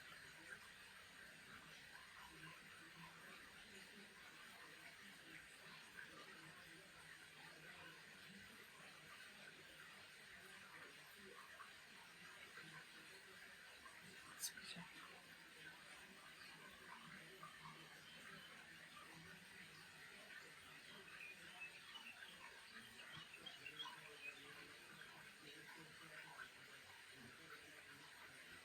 This is where you can bring in your shadows, your extra shadows that need to come in. Okay, let's see what else needs to be done. Oh yes, and there's that shadow over there.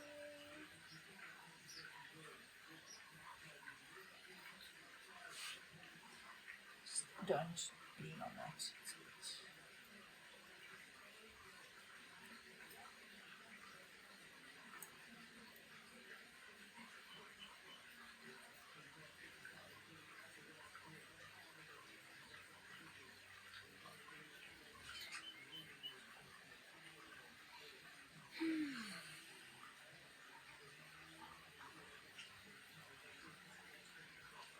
This needs to go a bit darker again.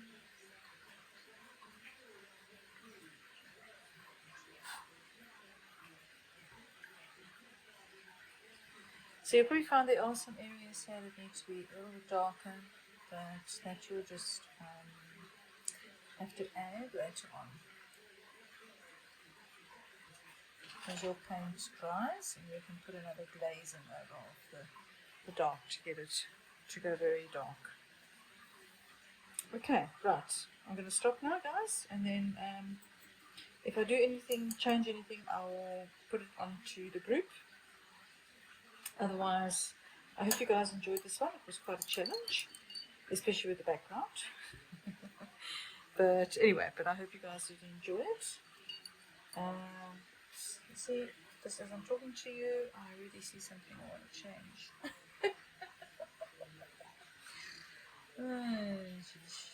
There we go.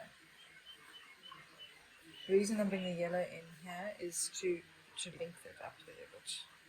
Oh, that's a bit better.